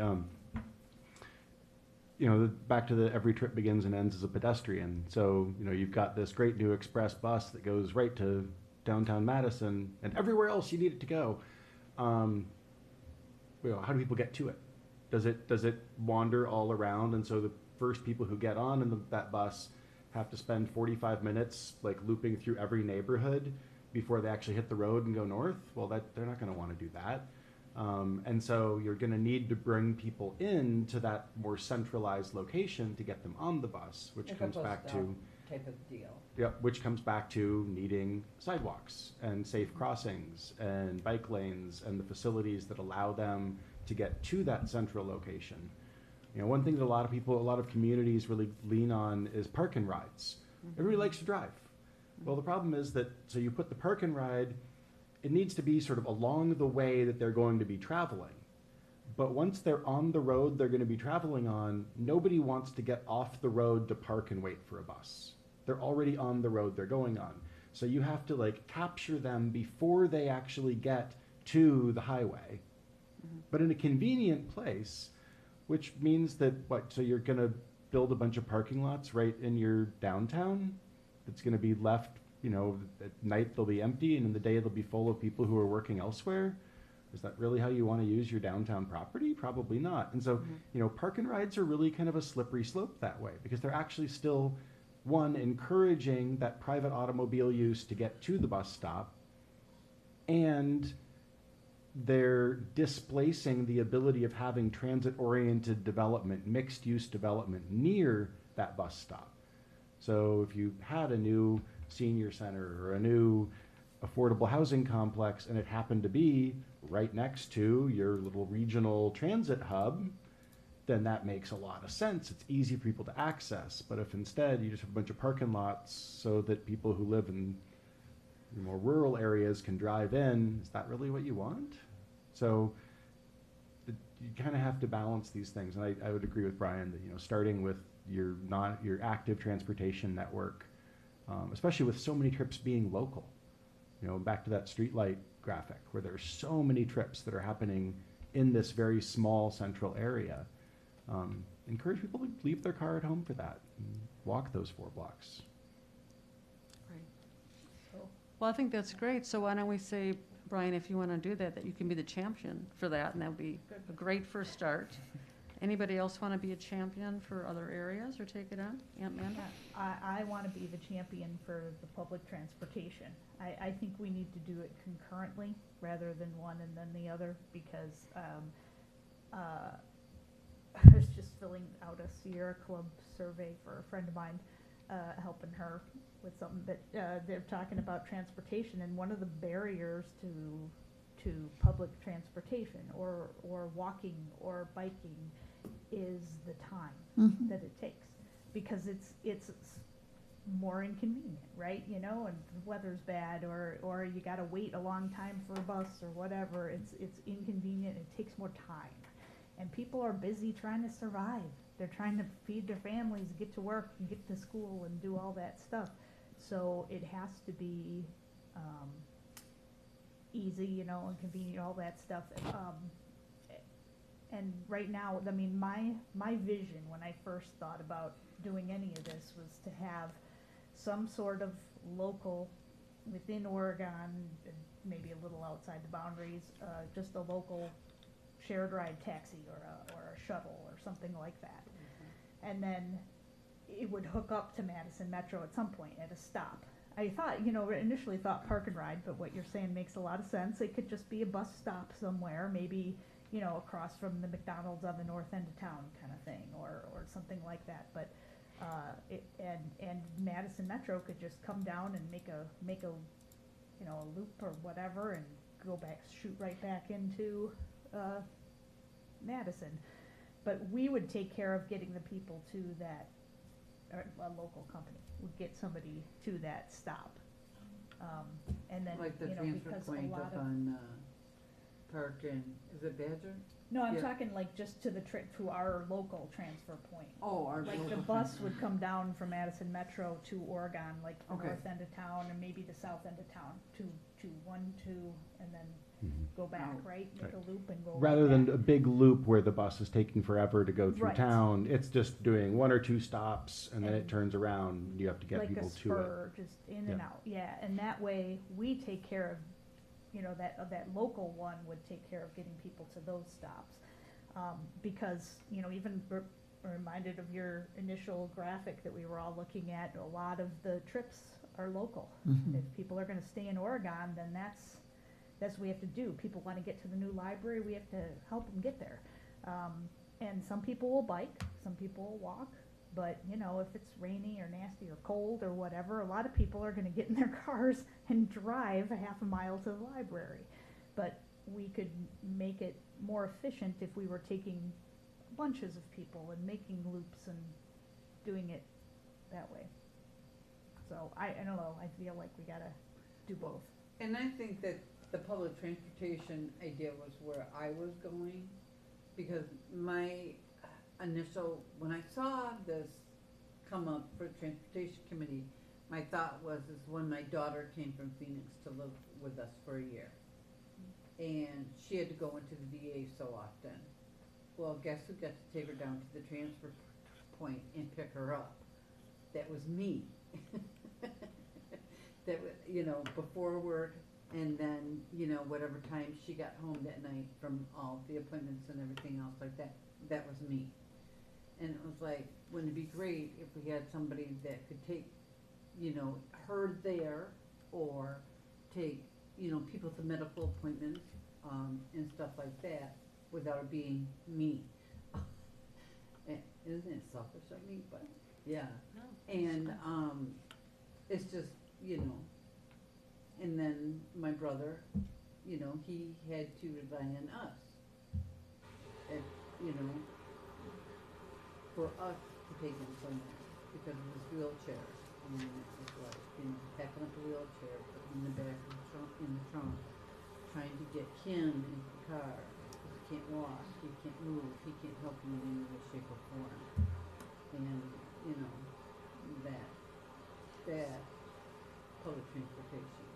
So would you like to work with Amanda on that? Maybe the two of you together could start, you know, investigating opportunities and possibilities. Because I think if we could all be working simultaneously, given our time on different things, so if Brian's going to be championing active, what you mean by active is biking and walking, things like that? Is that what you're thinking about? Yeah, I mean, I'm looking at what Ben had presented in the transportation modes as Right. there's fixed, demand, and bicycle and pet. I Right. think that's where maybe we divide our Mm-hmm. people here and we pick one to that be our avenue we look at, because I think that is on a whole what we're all looking to achieve, and it's just where that split or pie or situation kind of falls somewhere in the middle, or where it kind of ends up being. That's where I would, that'd be my recommendation, is like we Yeah, let's do pick that. those three like slots, and people kind of, you know, Amanda, if you want to do the fixed route transit or the demand response transit, you pick one of those and kind of you stay in that kind of area. I don't. If I could suggest, you don't need to make that distinction quite yet. You need to get in line for the federal or for the statewide planning grant. And then as you go through that and you find what the needs of the community are, you can use that planning experience to inform whether it's more important to move forward with a local shuttle first or a commuter bus first. Or maybe it works out that you want to do both at the same time. But that process of getting going and doing that planning will then inform the rest of the decisions. And so I wouldn't try and split your efforts at this point and say one person is only going to be concerned with getting a bus between Oregon and Madison, and somebody else is only going to be concerned about a little bus running around in town. You don't have to split that hair yet. At some point you'll need to. You know, what's the priority? But at this point, I think the priority for you should be get in line to get the money so you can start doing the planning and you can start doing the surveying and being more informed about what the needs of the community are on that side. And so that's sort of like, whether it's demand response transit or fixed route transit or some other weird model of transit, that's still all transit. And so I would say you could focus on transit, first step getting planning grant, active transportation, first step figuring out what Elise and Jeff are going to be able to deal with in terms of facilities and incorporating in plans, and can we get new things in the comprehensive plan? Can we get new things in the Parks and Rec and the active plan? Can we get a bike plan? Can we get a bicycle and pedestrian coordinator? So somebody who's on staff, but that's one of their working titles, so that the next time that the village applies to be a bicycle-friendly community with the League of American Bicyclists, you can check that box that, yep, we now have this transportation committee and we have somebody on staff, and their title, at least part of it, is that they're the bicycle coordinator. And that boosts you up there, and that helps build that excitement when you go from having the honorable mention that you got 2019, congratulations, to going to bronze, to going to silver. And I've seen it in a lot of communities where, like, Fitchburg is sick and tired of having a silver. They want a gold. and after years of not really having the will to push it forward, it seems that right now the city of Fitchburg is just like, we're tired of being a silver. We want to be gold. And so they are throwing everything at it. They are applying for planning grants for their trail system. They're applying for planning or grants to build up new, better bus shelters where they do have bus stops, and just like trying to tie it all together. And I think that a lot of it is the impetus of, okay, we're doing okay, but we can do better, and let's just bust it out and make this happen. We have 2 more years to make these things happen before our next application cycle. How arduous is the application process for the planning grant? Is it? Having not gone through it myself, I couldn't tell you. I don't think it's that bad. Okay. It's. I mean, the last grant I wrote was 80 pages, and it took me a really long time. Yeah. I mean, that's one because that's strictly a state application. I don't have anything really to do with that. It's more than a Google form, but it's not. Yeah. It's not a Most- Fed grant. Well, I'll Okay. put it this way, even the federal grants that we administer, which are still sort of handled through the state, so the SDBG, Surface Transportation Development Block Grant, we administer the urban program as well as the Transportation Alternatives Program, and the applications are, I don't know, the Wisconsin DOT applications for both is probably 6 to 8 pages, and then we have a supplemental that's like an extra 5 pages. But you only fill out the parts of the supplemental application that apply. So if it's a transit grant you're applying for, you don't fill out the stuff about bikes and peds. Or if you're doing a safe routes to schools planning grant, you don't worry about the roadway construction pages. You skip those. So it's not that bad. When you throw in the other required attachments, I think, you might be talking 30 to 50 pages, but that's also like, it's 3 pages of narrative and 6 pages of form, and then, the engineering budget and the specs and how did you come up with it, because we're talking about roadways and bridges and all of that. And even those applications are not, they're technical, but you don't have to worry about that with a planning grant. It's like we want to figure out what we need to do for transit. We want to do a survey, and we want to do some follow-up work, and maybe some focus groups with, go to the senior center and go to a youth club, and we need some funding for the staff time for that. I really don't think that it would be that onerous, and we can certainly assist. I don't have the capacity to fill it out for you, but I can certainly assist with that.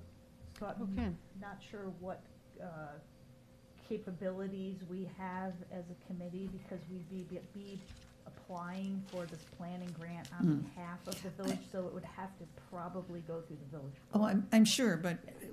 We need to We investigate need it, somebody though. from the committee, and I'm Right. happy to be that person to put together the information that the village board will need in order to approve that application process. Yeah. And I think that's can help excellent. with that too.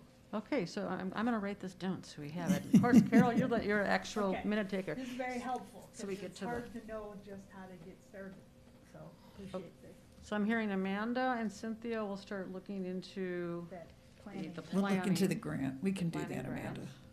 Okay, and I would start looking into surveys, just, what's out there. Maybe, Ben, you could help me find places.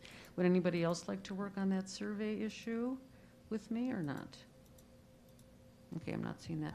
I can help. You with can that. help? No, I can do it. I was just, I I just wanted to wanted to give you get my thought opportunity down. for somebody I- else to jump in, but. since I'm secretary, I had to keep my thought together so I could write it down. Okay, so we're gonna have Cynthia, this is great. Cynthia and Amanda working on the planning grant, investigating that. Carol and Ray investigating The surveys. And then it sounds like Brian will be investigating or starting investigating the active transportation. And then maybe what I could be doing is working with you on some of the other forms of transportation as well. To Okay. kind of fill that out. Yep. Okay, and then Amanda, you said you were interested in that as well, the transportation, so maybe the 3 of us could be conferring on that. Sure. Okay, does that sound like a good plan? And then Ben is going to be our mentor. Thank you so much. You're very welcome. Excellent. Okay, so Carol, you have all that down, and we're I gonna, think so. who's doing what You here? guys are gonna do, you two are gonna work on the grant? No, Amanda. Cynthia and I. Oh, Cynthia. Oh, Cynthia and Amanda looked Amanda at are the grant. working on the Okay. grant. good thing I asked that question.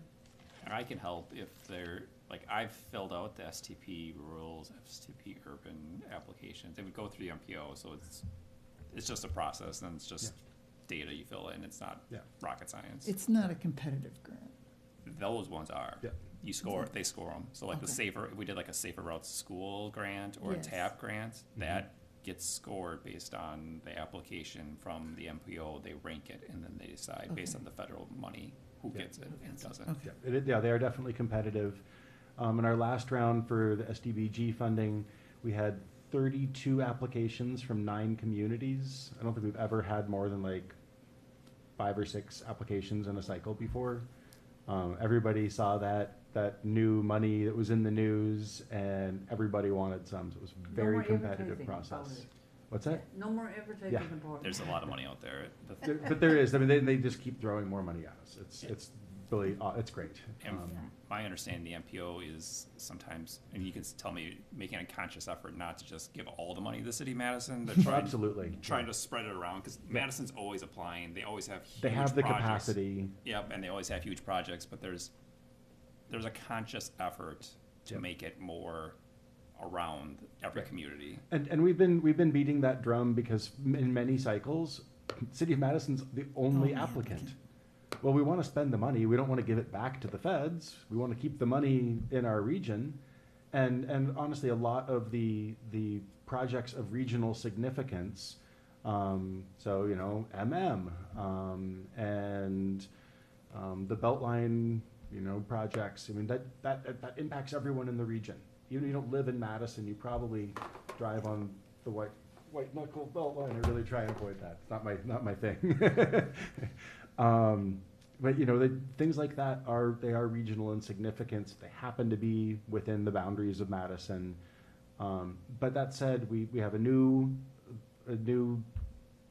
sort of metric in our scoring. It was just adopted in 2021, where we have a policy where we try and direct at least 10% of our SDBG funds to small projects.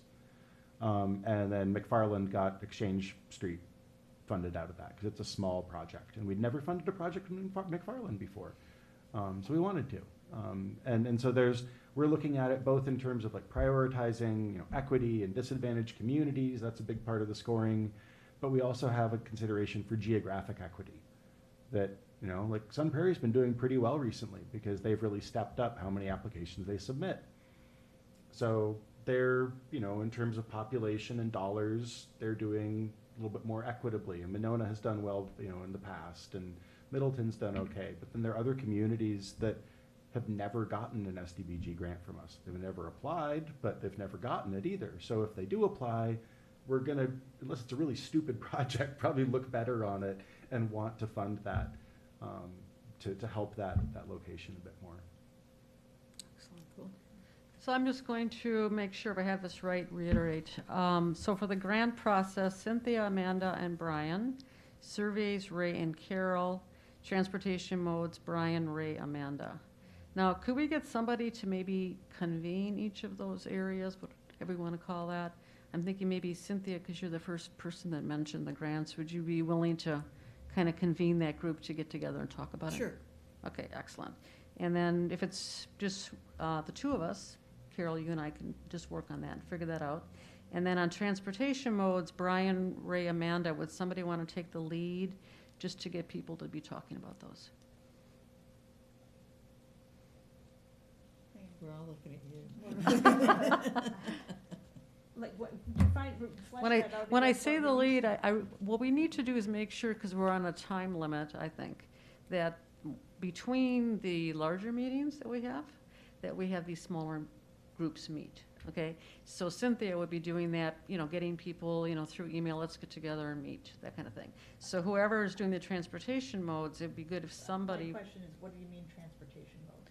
Well, we were talking to, this is what Ben was saying, rather than just right now dividing into active versus the others that demand, fixed, and so on, that they're really talked about more in a general way and looking into those options. Sorry, so to clarify, what I was saying was that active transportation is its own thing, and Brian had said he wanted to work on that, but that in terms of the transit, it's premature to split it into fixed route or demand response and paratransit, and do we want Uber, or do we want Running Incorporated, and don't worry about it. You're going to cross that bridge later. That's what the planning process is for. So focus on getting in line to get the grant funding so you can start the planning process. And then as you do the planning process, you will discover what the community's priorities are. And you know, it's unlikely that some magnificent benefactor is going to come down and say, I'm going to pay for fixed route transit and a local shuttle, which means the community's going to have to prioritize, which means that your elected officials are going to want to know, how did you come up with this recommendation that we do this rather than something else, which then comes back to having the surveys and having the planning work done, that you can then say, we're not just crazy about big buses. We're saying that because that's what the community wants, is a better way of getting into the city for cheaper groceries and better selection and health care and more job opportunity. Or the community came back and said, we're fine driving, whatever, we'll give carpools. If somebody needs a ride, we can do that. But what we really need is a way to get to the library. Right. So, yeah, I wouldn't worry about separating those out now. It's all transit. I mean, the only fear I have is while it's 80% federally funded, that still means the village board has to put up 20%. So I don't know if we're at the point with our group or committee that we can ask the village to fund 20% of a planning study, or if that's our recommendation to them to move forward in this process. I'm just worried because if we apply and they apply, they have to agree to pay that other 20%. And if they're not there yet, So that's a good question though, what does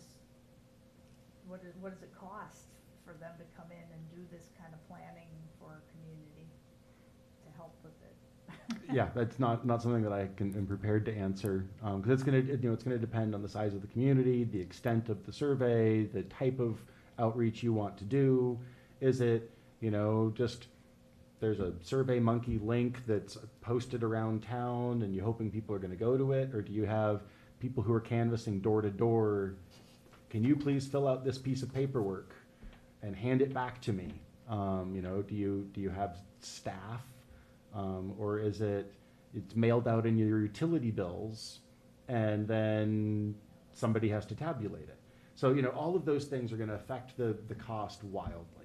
And something like what Sun Prairie did, where they have a survey research team that designs the survey and conducts the survey and crunches the numbers, and they do it their whole scientifically balanced way, that's gonna be a lot more expensive than if you mail out a piece of paper with the utility bills and you get as many responses as you can, and then somebody counts them up. He's never seen our utility bills. Yeah, no, they're like little postcards, but anyway. They are. But, Yeah, so the village regularly contracts with Vanderwall and Associates. Right. And they just did a community survey for us, and I think we paid $15,000 for it. Right. Mhm. So, I mean, the village could just say, let's just go that route.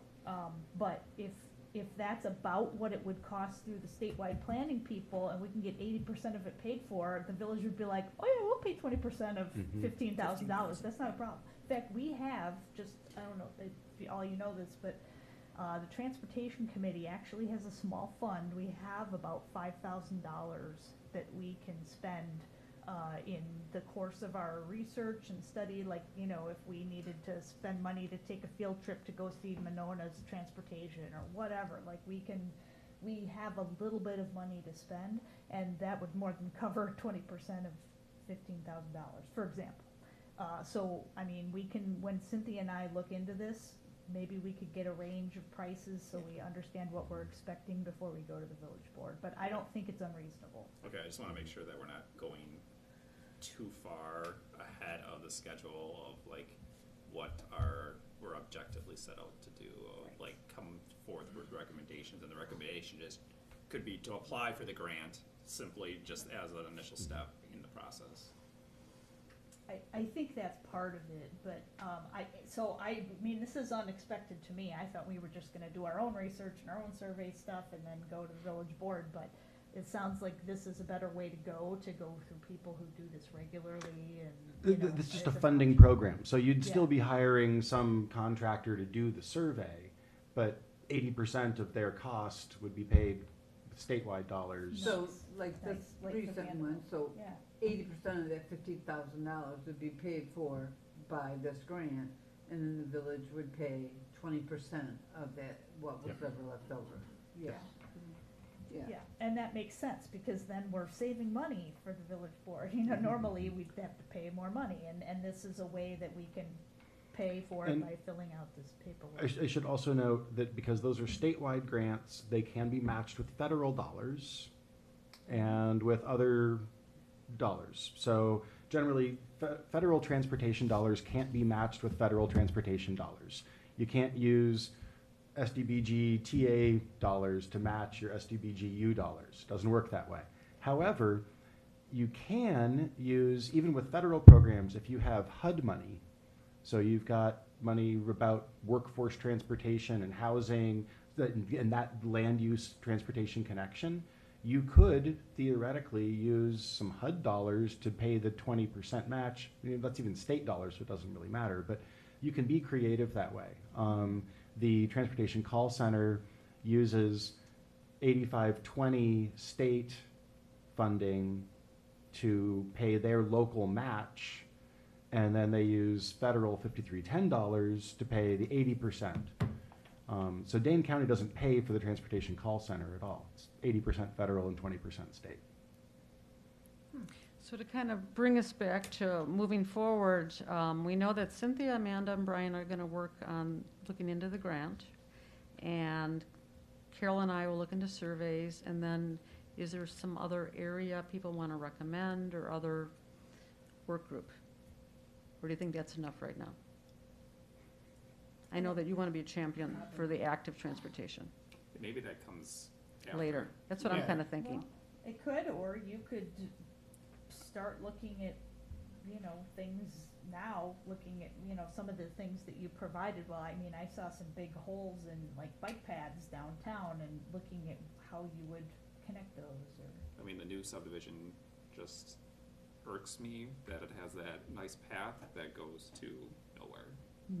It goes Right. right in front of that beehive, and the beehive, Right, right. and it goes nowhere. And that just bothers me to no end how we cannot plan stuff like that out. That is gonna be continued. But That's- why wasn't it already?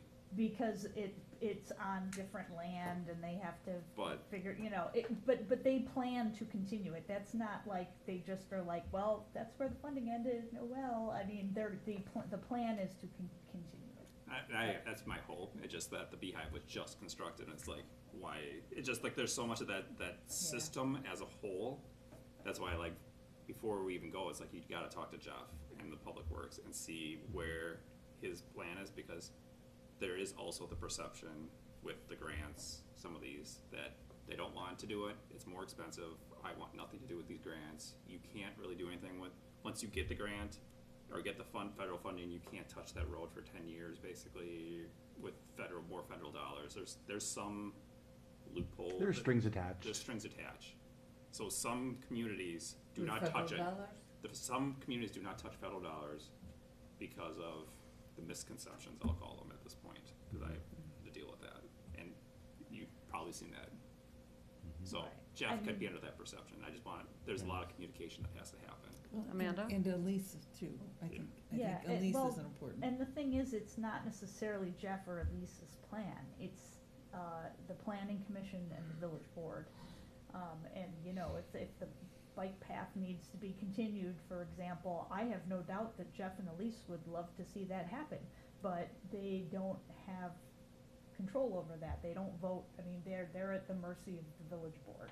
So it's about village board members standing up and saying, no, we're not just gonna stop the path right there, keep it going, like, you know, or whatever, but there may be limitations that they have even, you know, like I said, like, we can't just say, well, just continue the path when it's on somebody else's property, or some other project is still being worked out, you know, like, it's complicated, like lots of It's ac- things. Yeah. That's actually a state law issue that the legislature, assembly, in their infinite wisdom,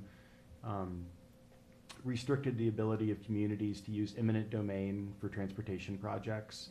And you can't use eminent domain to build pedestrian projects.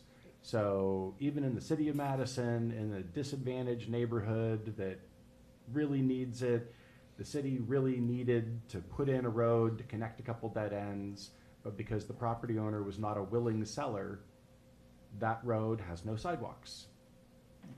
And it's right along East Washington Avenue, it's dangerous and it's fast, and these people need connections to the bus stops. And because of state law, and because that property owner didn't want, they weren't a willing seller. If they'd just been, yeah, sure, whatever, we'll sell it to you, then they could have built sidewalks on both sides. But Village of Oregon cannot force that property owner, I don't know which one you're talking about, but you can't take the land, you can't force them to build it. It can be a development requirement when the site redevelops, but until then, your hands are literally tied. You can't force the issue. So, Okay, so I think this brings us to Brian, continuing to look into the active that you were mentioning, being a champion. Maybe you could start working with the staff to get some information, do that investigation you were talking about. And then Amanda, you and I could be working on some of the other that we were talking about. Good plan? So we'll all be busy. Okay, so anything else on this point? Call it regular meeting. Okay, let's get to the next one, regular meeting time. Did people bring their calendars? And what I'd I'm like gonna to duck do. out all. Thank you so much. Thank you Good so luck to you much, with your Ben. new committee. Thank you, you Appreciate did a it. great Thank you. job, appreciate it. I'm sure you'll be hearing from us with questions. sounds that way. Okay, excellent. So what do people have available in September, maybe thinking ahead? Now, I in particular have a lot of different trips in September, so the rest of the year isn't quite as crazy. But I'm any leaving on Friday. recommendations for maybe starting with September, and if that could even be a regular meeting date going forward? Amanda, it looks like you might know because you have quite a few dates that are taken up. And I know, Brian, you said you had like soccer, right, or? Yeah, just my kids play and I coach Mhm. certain nights of the week, so, but if I have to miss, just to make this work, I will figure out a way. Okay, My You- only, oh, sorry. Carol? I'm just gone Friday and then I will be back on the 13th. Back on the Do you want 13th. specific dates, Ray, or do you want Well, general? Well, what I was gonna recommend, and it's kind of self-serving, to be honest with you, is that my September, I'm gonna be gone for about 2 weeks, for 2 different trips. So I was kinda hoping maybe September, we could work around that if I could be present, but then I think going forward in October on, when people are more settled for a Throw- regular meeting. Throw out date. some dates, girl. Okay, got it. Yeah, so we're just looking to schedule September and then we'll set a regular one for October? Exactly. Yeah. Okay. Yeah, exactly. So, okay, she says, go girl. Just not Mondays. And not- Okay, so for September, Well, we'll see what she says. for me, in September, I could do the 13th, which is a Tuesday, the 14th, Wednesday.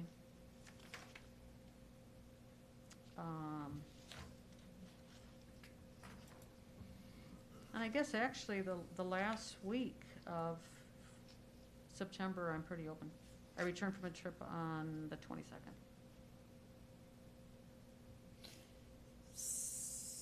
So if we wait until the last week of September, then it kind of pushes the next meeting into either the end of October or the beginning of November. I'm fine with that. It gives the subcommittees a chance to meet. Mm-hmm. Are you talking the week of the 26th? Yes, that's when I would be back, unless you want to meet earlier, like I said, for me, it would be the 13th or the 14th. How about other people? I'm good with the 13th, the 14th, or like the last week, Tuesday, Wednesday, Thursday, Friday. I am typically not available on the second Tuesday of the month, but I am I am in September. So I could meet the 13th or the 14th. Could we do the second Wednesday of every month if the 14th works? Just make it the second Wednesday of every month. I know we're Yeah. trying to like Yeah, that would be figure good. one and then go on, but And if then we go could just on. find one, that always works. That would be great. What is it, a Tuesday? No, Second Wednesday. Wednesday. So the Second. So the four- 14th, and then it would Well, be, and with the expectation that maybe this first one, we won't have everything researched because it's only really 2 weeks from now. But just do what you can, and even if you can't meet with your committee, it is what it is at this point in time, but yeah. Keep it moving. Yeah. I like that. So, So now this will be for a regular meeting. yeah, second Wednesday, Okay. we would do the 14th of September and then the second Wednesday thereafter. Sure. 6:30? Does 6:30 work And for I'm trying people? on changing that. I'm trying really hard to change that. to Not get off of work so late that I do. I'm So you'd like it, You like it earlier? no, I mean, Looking for a new job. oh, okay. No, I like, I mean, 6:30 is, a good time for me. I would rather 6:30 than 5:30, to be honest with you. Mhm. Well, and it was really rough for me because like I said, this is move-in week. And it took me like forever and a day to get. Oh, to get out of the U. I'm right on Carroll Street, that's what I do, I'm college housing man. And it's just like to get out of there, you know, with so many, especially, I call them foreigners from out of state. Foreigners don't know where they're going. So our next, you'll send out a I notice. will. So is that okay for people then, the 6:30 at second Wednesday? And we'll start with. 6:30 on the 14th. 6:30 Got on the it. 14th, and then thereafter 6:30 on the second Wednesday of each month. Excellent. Dynamite, we're good. Second Wednesday of each month. Correct. Yep. And is that okay for you, Brian? Yeah, I'll just probably be a few minutes late, but I'll make it here as soon as I can. We'll problem. try to talk amongst ourselves about silly stuff. Yeah, there we go. Okay, excellent. I'll say something. Very, very good. So now we're to F then. Any other matters for discussion, future agenda items? Motion to adjourn? Okay, motion to adjourn. Second? Second on that. All in favor? Aye.